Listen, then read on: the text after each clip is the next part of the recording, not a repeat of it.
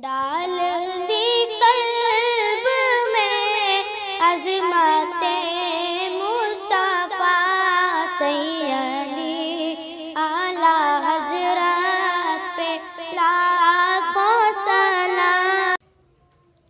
السلام علیکم ورحمۃ اللہ تعالی وبرکاتہ۔ الحمد للہ رب العالمین والصلاة والسلام علی سید الانبیاء والمرسلین وعلی آلہ وصحبہ اجمعین۔ درس شرح حدائق بخشش، آج ہمارا 5واں درس چل رہا ہے۔ اس 5ویں درس کا جو عنوان ہے، اس 5ویں درس کے لیے اعلیٰ حضرت امام اہل سنت مجدد دین و ملت الشاہ امام احمد رضا خان فاضل بریلوی علیہ رحمت و رضوان کے جس شعر کو عنوان سخن بنایا گیا، اس شعر کو ایک مرتبہ سن لیں۔ آج کے درس کا عنوان ہمارا یہ شعر ہے۔ فرمایا گیا، فرش والے تیری شوکت کا علو کیا جانے، فرش والے تیری شوکت کا علو کیا جانے، خسروا عرش پہ اڑتا ہے پھریرا تیرا۔ اعلیٰ حضرت امام اہل سنت مجدد دین و ملت الشاہ امام احمد رضا خان فاضل بریلوی علیہ رحمت و رضوان نے حضور اکرم صلی اللہ علیہ وسلم کی شان اقدس میں جو یہ شعر ارشاد فرمایا، سب سے پہلے ہم اس شعر میں جو مشکل الفاظ ہیں ان الفاظ کے معانی کو سمجھیں۔ پہلا مصرع اس میں اعلیٰ حضرت امام اہل سنت رضی اللہ تعالیٰ عنہ ارشاد فرماتے ہیں، فرش والے تیری شوکت کا علو کیا جانے۔ فرش والے، فرش یعنی زمین، فرش والے یعنی زمین والے، وہ لوگ جو زمین پر رہنے والے ہیں۔ فرش والے یعنی زمین کے رہنے والے، شوکت یعنی شان و شوکت، مرتبہ، عظمت، رتبہ، ان معانی کی ادائیگی کے لیے شوکت کا لفظ استعمال کیا جاتا ہے۔ شوکت کا معنی ہے شان و شوکت، رعب و دبدبہ، عظمت و شرافت۔ علو، علو یعنی بلندی، علو کہتے ہیں بلندی کو۔ خسروا، یہ دوسرا مصرع، دوسرے مصرعے میں اعلیٰ حضرت امام اہل سنت رضی اللہ تعالیٰ نے جو الفاظ استعمال فرمائے اس میں پہلا لفظ ہے خسروا۔ تو خسروا کا معنی کیا ہے؟ خسروا در حقیقت ایک مخصوص بادشاہ کا نام رہ چکا ہے۔ خسروا ایک مخصوص بادشاہ کا نام رہ چکا ہے۔ یہاں پر مطلقاً بادشاہ کا معنی ادا کرنے کے لیے اس لفظ کو لایا گیا ہے۔ مطلقاً بادشاہ کے معنی میں استعمال کرتے ہوئے یہاں پر اعلیٰ حضرت امام اہل سنت رضی اللہ تعالیٰ نے استعمال فرمایا خسروا۔ خسروا یعنی بادشاہ، عرش یعنی آپ جانتے ہیں عرش یعنی آسمان، اڑتا ہے پھریرا تیرا۔ پھریرا کا معنی کیا ہے؟ تو فرمایا گیا پھریرا کہتے ہیں جھنڈے کو، علم کو۔ تو اس شعر میں اعلیٰ حضرت امام اہل سنت رضی اللہ تعالیٰ نے جو الفاظ استعمال فرمائے، ان الفاظ میں جو مشکل الفاظ تھے ان کے معانی آپ نے سماعت کر لیے۔ ایک مرتبہ سرسری طور پر دوبارہ سماعت فرما لے۔ فرش والے یعنی زمین والے، شوکت یعنی آپ کی شان و شوکت، عظمت و شرافت اور آپ کا مرتبہ، علو یعنی بلندی، خسروا ایک مخصوص بادشاہ ہے۔ یہاں پر مطلقاً بادشاہ کا معنی ادا کرنے کے لیے یہاں پر اعلیٰ حضرت رضی اللہ تعالیٰ نے خسروا کا لفظ استعمال فرمایا۔ یہ مطلقاً بادشاہ کے لیے یہاں پر لفظ استعمال کیا گیا ہے۔ اڑتا ہے پھریرا تیرا، پھریرا یعنی جھنڈا اور علم۔ اب مطلب کیا ہوا؟ تو اس کا پورا مطلب یہ ہے کہ اعلیٰ حضرت امام اہل سنت رضی اللہ تعالیٰ عنہ حضور سرور کائنات صلی اللہ علیہ وسلم کی شان اقدس یہ بیان فرماتے ہیں اس شعر میں کہ فرش والے تیری شوکت کا علو کیا جانے، خسروا عرش پہ اڑتا ہے پھریرا تیرا، یعنی یا رسول اللہ صلی اللہ تعالیٰ علیہ وسلم، آپ کی عظمت کے جھنڈے تو عرش پہ لہرا رہے ہیں، آپ کی عظمت کے جھنڈے تو عرش پر لہرا رہے ہیں، ان فرش والوں کو کیا پتا کہ آپ کی عظمت و شان کیا ہے۔ اعلیٰ حضرت امام اہل سنت رضی اللہ تعالیٰ عنہ فرماتے ہیں کہ حضور نبی کریم صلی اللہ علیہ وسلم کی عظمت و شرافت اور آپ کے مرتبے کا بول بالا یہ عرش پر ہوتا ہے۔ ان فرش والوں کو آپ کی حقیقت کے حوالے سے کیا علم ہے؟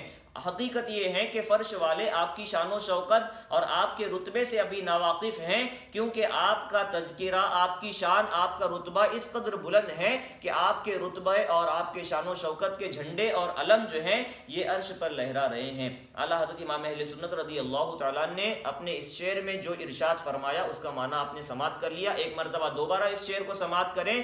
فرش والے تیری شوکت کا علو کیا جانے، خسروا عرش پہ اڑتا ہے پھریرا تیرا۔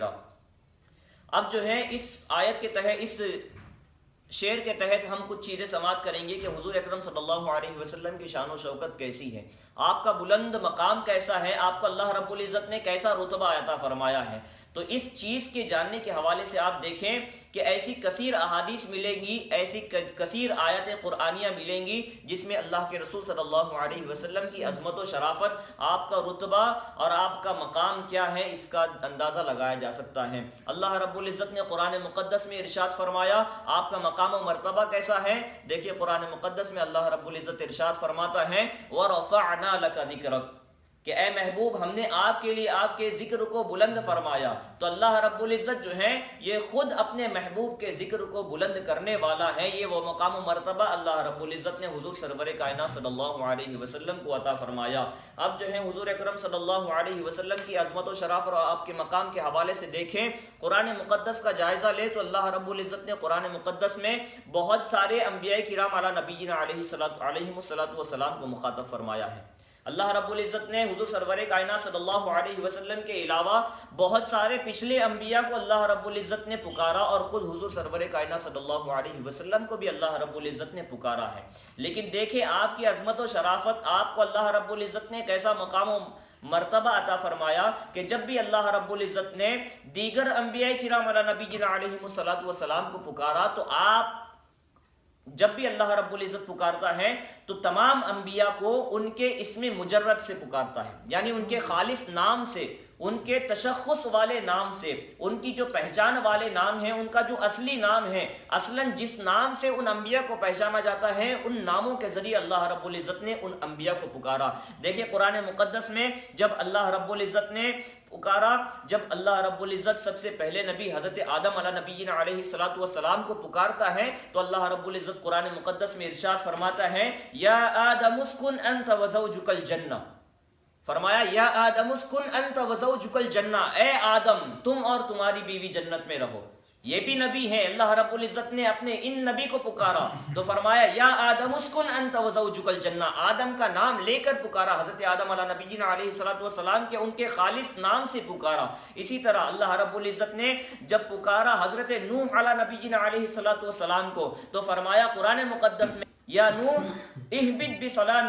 اسی طرح جو ہے یہاں پر دیکھیں کہ اللہ رب العزت نے جب حضرت ابراہیم علی نبینا علیہ الصلوۃ والسلام کو پکارا فرمایا گیا یا ابراہیم اعرض عن ھذا، یا ابراہیم اعرض عن ھذا، اس میں بھی اللہ رب العزت نے حضرت ابراہیم علی نبینا علیہ الصلوۃ والسلام کو ان کے خالص نام سے پکارا۔ اسی طرح جو ہے حضرت یوسف علی نبینا علیہ الصلوۃ والسلام کو جب اللہ رب العزت نے پکارا تو قرآن مقدس میں ارشاد فرمایا گیا یوسف اعرض عن ھذا، یوسف اعرض عن ھذا، اے یوسف اس سے اعراض کرو۔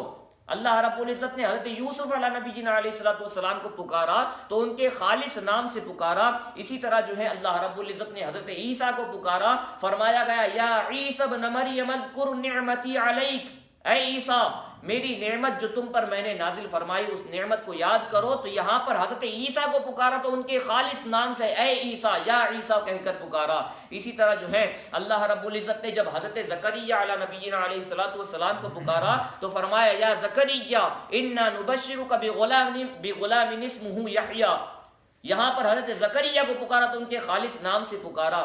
اسی طرح جو ہے حضرت موسیٰ علیہ السلام کو پکارا تو یا موسیٰ کہہ کر پکارا. حضرت لوط علیہ نبینا علیہ السلام کو کہہ کر پکارا تو یا لوط کہہ کر پکارا.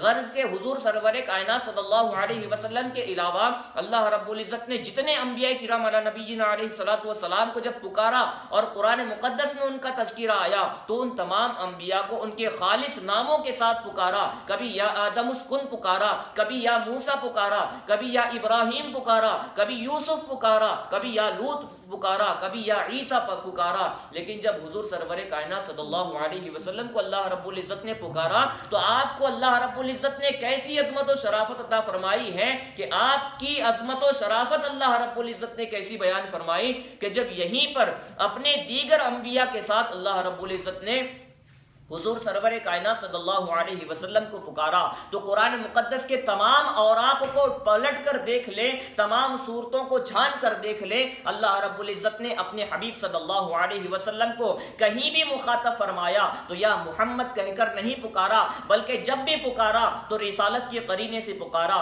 نبوت کے قرینے سے پکارا اور کئی القابات سے پکارا تو فرمایا یا ایھا الرسول, یا محمد نہیں فرمایا اے رسول کہا, یا ایھا النبی کہا, یا ایھا الرسول قرین رسالت سے پکارا, یا ایھا النبی قرین نبوت سے پکارا. کبھی پکارتا ہے یا ایھا المزمل کہہ کر پکارتا ہے, کہیں یا ایھا المدثر کہہ کر پکارتا ہے. یہ اللہ رب العزت نے حضور اکرم صلی اللہ علیہ وسلم کو عظمت و شرافت عطا فرمائی کہ اللہ رب العزت نے خود اپنے رب ہونے کے باوجود بھی حضور سرور کائنات صلی اللہ علیہ وسلم کو ان کے خالص اسم مجرد سے کبھی بھی جو ہے مخاطب نہیں فرمایا. یہی وجہ ہے کہ کسی شاعر نے کہا ہے عظمت ہو بیاں کیسے دربار رسالت کی, عظمت ہو بیاں کیسے دربار رسالت کی, جبریل بھی آتے ہیں جس در پہ غلامانہ. حضور سرور کائنات صلی اللہ علیہ وسلم کی عظمت و شرافت, آپ کا مقام و مرتبہ ایسا ہے کہ حضرت جبریل علیہ نبینا علیہ السلام جی اللہ رب العزت نے جتنے فرشتے پیدا فرمائے ہیں تمام فرشتوں کے سردار سید الملائکہ حضرت جبریل علیہ نبینا علیہ السلام کہ جو خود بھی جب حضور اکرم صلی اللہ علیہ وسلم کی دربار میں آتے ہیں تو غلامانہ انداز میں آ کر جو ہے حضور اکرم صلی اللہ علیہ وسلم کی بارگاہ میں آیا کرتے ہیں. یہ حضور اکرم صلی اللہ علیہ وسلم کی شان و شرافت ہے. اللہ کے رسول صلی اللہ علیہ وسلم کے حوالے سے دیکھیں قرآن مقدس میں اللہ رب العزت نے حضور اکرم صلی اللہ علیہ وسلم کی کیسی خوبیاں بیان فرمائی. اللہ رب العزت نے حضور اکرم صلی اللہ علیہ وسلم کو کیسی شانیں اور کیسی شوکت عطا فرمائی, کیسی عظمت و شرافت عطا فرمائی. اللہ رب العزت نے قرآن مقدس میں حضور اکرم صلی اللہ علیہ وسلم کے ہر چیزوں کو بیان فرمایا, آپ کے اوصاف حمیدہ کو بیان فرمایا. بلکہ کہا جائے تو بے جانا ہوگا کہ قرآن مقدس اللہ رب العزت نے حضور اکرم صلی اللہ علیہ وسلم کی تعریف میں نازل فرمایا. آپ دیکھیں محض حلیہ مبارکہ دیکھنا چاہیں تو اللہ رب العزت قرآن مقدس میں ارشاد فرماتا ہے میرے نبی صلی اللہ علیہ وسلم کا سینہ اقدس اگر دیکھا جائے تو قرآن مقدس کہتا ہے الم نشرح لک صدرک. اللہ کے رسول صلی اللہ علیہ وسلم کے زلف دو عنبری دیکھنا چاہتے ہیں تو اللہ رب العزت فرماتا ہے واللیل اذا یغشا. میرے نبی صلی اللہ علیہ وسلم کا خوبصورت چہرے مبارکہ کیسا تھا, والضحى واللیل اذا سجا. میرے حبیب صلی اللہ علیہ وسلم کا دست اقدس کہتا تھا تو فرمایا گیا وما رمیت اذ رمیت ولکن اللہ رما. میرے حبیب صلی اللہ علیہ وسلم کا چلنا کیسا تھا. قرآن مقدس میں سورہ اسراء میں 15ویں پارے میں پہلی ہی آیت میں اللہ رب العزت نے فرمایا سبحان الذی اسری بعبدہ لیلا من المسجد الحرام الی المسجد الاقصی. میرے نبی کا اترنا کیسا ہے, فرمایا والنجم اذا ہوا. میرے نبی کا دیکھنا کیسا ہے, فرمایا ما زاغ البصر وما طغى. ایسی کثیر چیزیں اللہ رب العزت نے حضور اکرم صلی اللہ علیہ وسلم کے حوالے سے بیان فرمائی. حد تو یہ ہے کہ میرے حبیب صلی اللہ علیہ وسلم کو جس چیز سے نسبت ہو جائیں ان چیزوں کی عظمت و شرافت بھی بڑھ جاتی ہے اور اللہ رب العزت ان چیزوں کی بھی جو ہے ان جگہوں کی بھی اللہ رب العزت قسم یاد فرماتا ہے. قرآن مقدس میں دیکھیں اللہ کے رسول صلی اللہ علیہ وسلم کی عظمت و شرافت کیسی ہے کہ مکۃ المکرمہ کو نسبت حاصل ہے, اگر شرف یابی حاصل ہے تو یہ میرے حبیب صلی اللہ علیہ وسلم کے قدم ناز سے حاصل ہے. یہی وجہ ہے کہ اللہ رب العزت ارشاد فرماتا ہے سورۃ البلد میں فرماتا ہے لا اقسم بہذا البلد وانت حل بہذا البلد. اللہ رب العزت فرماتا ہے اے میرے حبیب میں اس مکۃ المکرمہ کی قسم ہرگز نہ کھاتا اگر تیرے پایہ ناز اس زمین پر نہ ہوتے. تو میرے حبیب صلی اللہ علیہ وسلم کے جو ہے قدم ناز کی یہ برکت ہے کہ ان قدم ناز کی برکت سے اللہ رب العزت مکۃ المکرمہ کو وہ شرف یابی دے دیتا ہے کہ اس مکۃ المکرمہ کی قسم بھی اللہ رب العزت یاد فرماتا ہے اور فرماتا ہے لا اقسم بہذا البلد وانت حل بہذا البلد. میرے حبیب صلی اللہ علیہ وسلم کا مقام و مرتبہ آپ کی شرافت کیسی ہے یہاں پر دیکھیں. ہم فرش والے جو ہیں حضور اکرم صلی اللہ علیہ وسلم کی شوکت کو نہیں سمجھ سکتے کیونکہ خسروا عرش پہ اڑتا ہے پھریرا تیرا. حضور اکرم صلی اللہ علیہ وسلم کا ذکر کیسا ہے, آپ کا مقام و مرتبہ کیسا فرمایا گیا حدیث قدسی میں اللہ رب العزت ارشاد فرماتا ہے اذا ذکرت ذکرت معی کہ جب بھی میرا ذکر کیا جائے گا تب میرے ساتھ تیرا بھی ذکر ہوگا. یہ حضور اکرم صلی اللہ علیہ وسلم کی عظمت و شرافت ہے کہ جہاں بھی اللہ رب العزت کا ذکر ہوگا وہاں حضور اکرم صلی اللہ علیہ وسلم کا ساتھ میں ذکر ہوگا. اسی لیے جو ہے آپ دیکھیں اللہ رب العزت فرماتا ہے زمین و آسمان کی ہر چیز جو ہے یہ تسبیح بیان کرتی ہے. جب زمین و آسمان کی ہر شے اللہ رب العزت نے پیدا فرمائی اور ہر شے اللہ رب العزت کی تسبیح کرتی ہے. اس حدیث قدسی کے پیش نظر دیکھیں جب اللہ رب العزت کا ذکر ہر زمین و آسمان کی شے کرتی ہے وہیں پہ جو ہے ساتھ میں میرے نبی صلی اللہ علیہ وسلم کا ذکر اقدس بھی ہوتا ہے. یہ حضور اکرم صلی اللہ علیہ وسلم کی شان اقدس ہے. آپ دیکھیں حضور اکرم صلی اللہ علیہ وسلم کی شان و شوکت کیسی تھی, آپ کو اللہ رب العزت نے کیسا مرتبہ عطا فرمایا تھا. آپ ہر کوئی جانتا ہے کہ نماز وہ عبادت ہے جس کو عبادت بدنیہ میں سب سے افضلیت مقام و مرتبہ حاصل ہے. تمام عبادات میں سب سے افضل و اعلیٰ مقام اگر کسی کا ہے تو نماز کا فرمایا گیا ہے. نماز کیسی افضل و اعلیٰ عبادت ہے اس کے حوالے سے دیکھیں اللہ رب العزت نے قرآن مقدس میں کیا ارشاد فرمایا. ایمان والوں سے ارشاد فرمایا سورۃ الانفال کی آیت ہے, آیت نمبر تقریباً 24 ہے.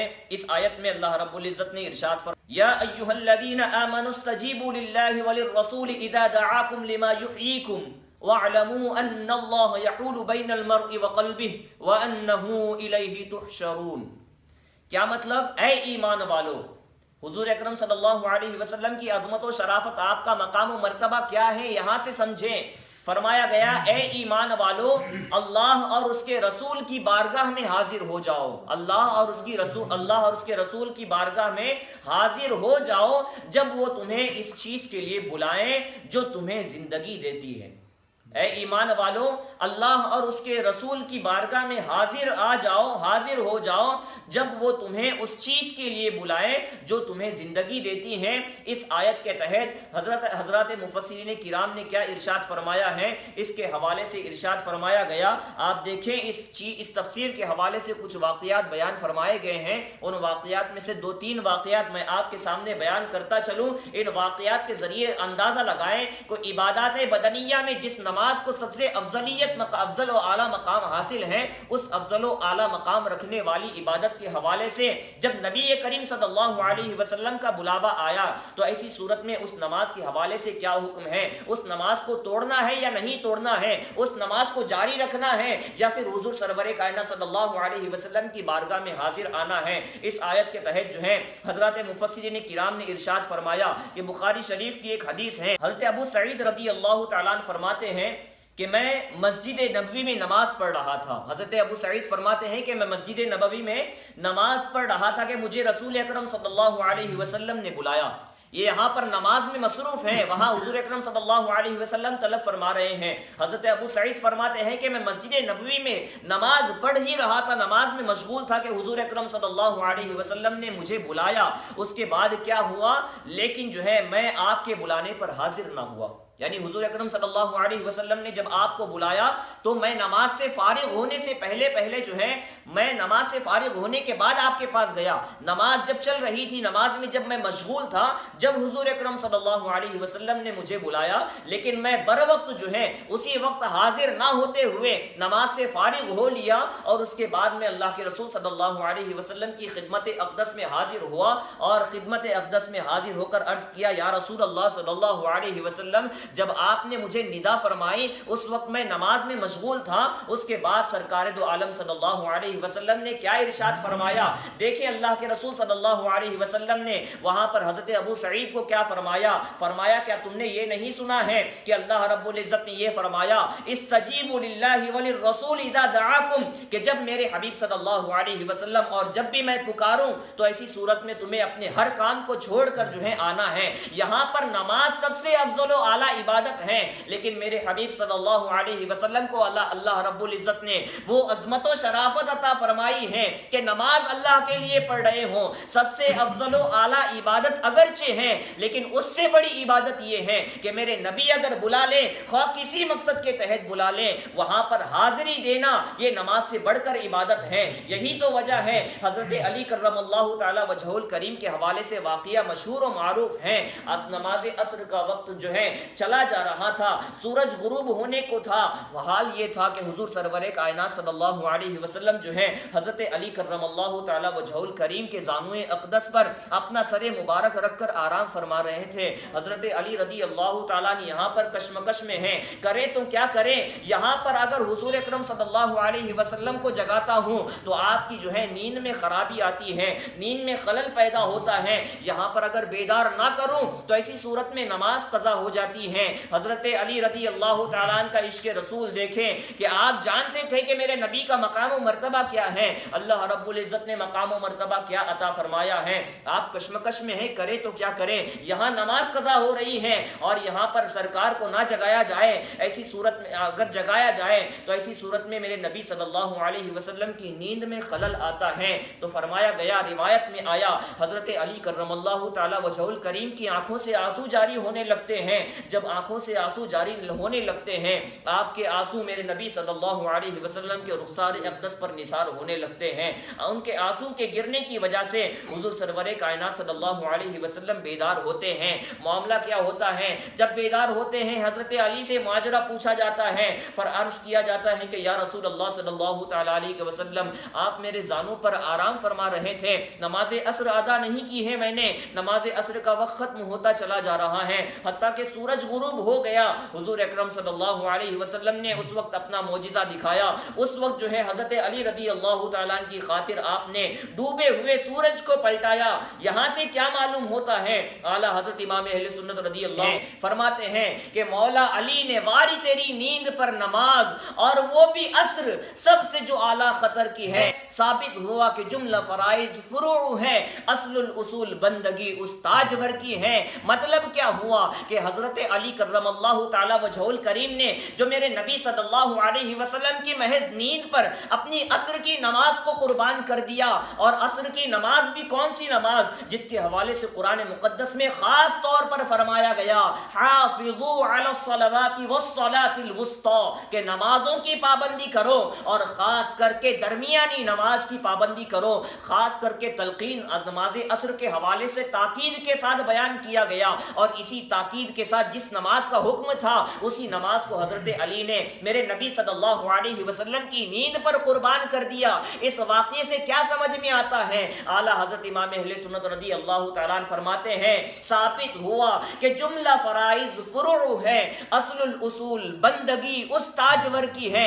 مطلب یہ ہے کہ یہاں سے یہ ثابت ہوتا ہے کہ جتنی عبادتیں ہیں وہ فروع کی حیثیت رکھتی ہیں. اصل العبادات جو ہے وہ حضور اکرم صلی اللہ علیہ وسلم کی تعظیم ہے. اصل العبادات جو ہے, عبادت کی اصل جو ہے, تمام عبادتوں کے قبول ہونے کا جو ذریعہ ہے وہ حضور اکرم صلی اللہ علیہ وسلم کی بارگاہ کا ادب ہے. یہ عظمت و شرافت اللہ رب العزت نے حضور اکرم صلی اللہ علیہ وسلم کو عطا فرمائی کہ اگر اللہ کے رسول صلی اللہ علیہ وسلم کسی ایسے شخص کو بلا دیں جو بندہ نماز ادا کر رہا ہو, اگر وہ بندہ حضور اکرم صلی اللہ علیہ وسلم کے بلانے پر حضور اکرم صلی اللہ علیہ وسلم کی خدمت میں حاضر ہوتا ہے، وہ چاہے بھاگ کر آئے، دوڑ کر آئے، چل کر آئے، کسی طور پر آئے، جتنی حرکتیں کر لے، حکم یہ ہے کہ اگر میرے نبی کی خدمت میں آیا ہے، واپس جب کام ہو جائے تو چلے جائیں، جہاں تک نماز ہوئی تھی دوبارہ شروع سے پڑھنے کی ضرورت نہیں ہے، وہیں سے نماز کا سلسلہ جاری کر دے اور نماز کو ختم کر دے۔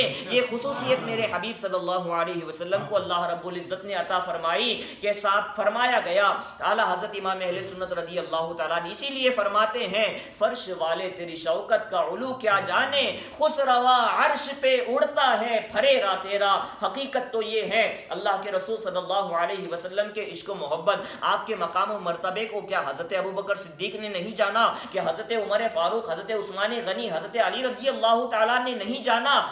حق تو یہ ہے، سچ تو یہ ہے کہ جو بندہ جس کی افضلیت کو، جس کے مقام مرتبے کو جتنا جان لیتا ہے، اس سے اتنی ہی محبت کرنے لگتا ہے۔ حضرات صحابہ کرام رضوان اللہ تعالی علیہم اجمعین نے جب اپنی جانوں کو قربان کر دیا، جب اپنے مالوں کو قربان کر دیا، جب میرے نبی کے نام پر سب کچھ قربان کر دیا، وجہ تو یہی تھی نا کہ آپ نے نبی صلی اللہ علیہ وسلم کی عظمت و شرافت کو کما حقہ جانا تھا۔ صحابہ کرام رضوان اللہ تعالی علیہم اجمعین حضور اکرم صلی اللہ علیہ وسلم کے مقام و رتبے کو جانتے تھے، یہی چیز کی وجہ سے تو آپ صحابہ کرام رضوان اللہ تعالی علیہ اجمعین نے اپنی ہر چیز کو قربان کرا۔ اس کے باوجود اللہ کے رسول صلی اللہ علیہ وسلم کیا ارشاد فرماتے ہیں کہ حقیقت تو یہ ہے کہ میرے رب کے علاوہ میری حقیقت کو کسی نے جانا ہی نہیں ہے۔ حضرت ابوبکر صدیق جنہوں نے اپنی ہر کچھ چیز کو قربان کر دیا، عمر و عثمان نے، حضرت علی نے، غرض کے تمام صحابہ کرام رضوان اللہ تعالی علیہ اجمعین نے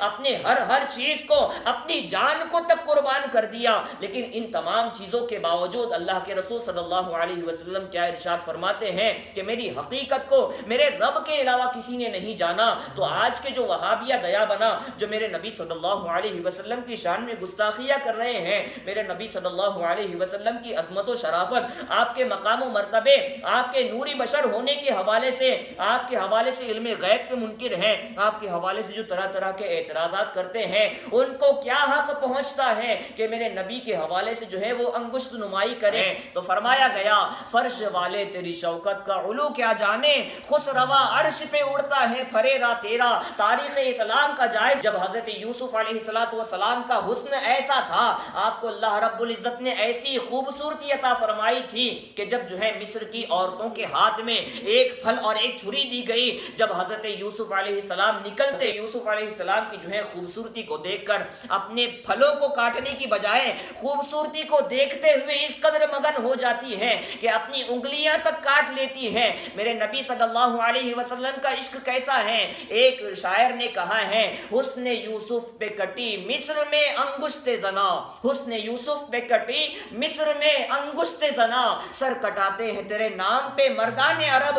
مطلب یہ ہے کہ حضرت یوسف علیہ السلام کا جو حسن تھا، اس حسن پہ جو ہے عورتوں نے اپنی انگلیاں کٹوا دی تھی، لیکن میرے نبی کا حسن ایسا ہے کہ مردان عرب اپنے گردن کٹا دیتے ہیں۔ میرے نبی صلی اللہ علیہ وسلم کی خوبصورتی ایسی ہے کہ اپنی گردنوں کو نبی صلی اللہ علیہ وسلم کی خاطر پیش کر دیتے ہیں۔ حضور اکرم صلی اللہ علیہ وسلم کو اللہ رب العزت نے کیا خوبیاں عطا فرمائی، کیا اوصاف عطا فرمائے۔ حد تو یہ ہے کہ تمام انبیاء کو اللہ رب العزت نے جو اوصاف، جو خوبیاں، جن معجزات سے نوازا، وہ تمام معجزات، وہ تمام خوبیاں، وہ تمام اوصاف حضور اکرم صلی اللہ علیہ وسلم کو عطا فرمائے ہیں، لیکن وہ خوبیاں بھی عطا فرمائی جو اللہ رب العزت نے کسی نبی کو نہیں عطا فرمائی۔ اسی وجہ سے فرمایا گیا ہے کہ حسن یوسف ید دم عیسیٰ ید بیضا داری، آنچے خوبہ ہما دارن تو تنہا داری، یعنی یوسف کا حسن بھی تم کو عطا کیا گیا ہے۔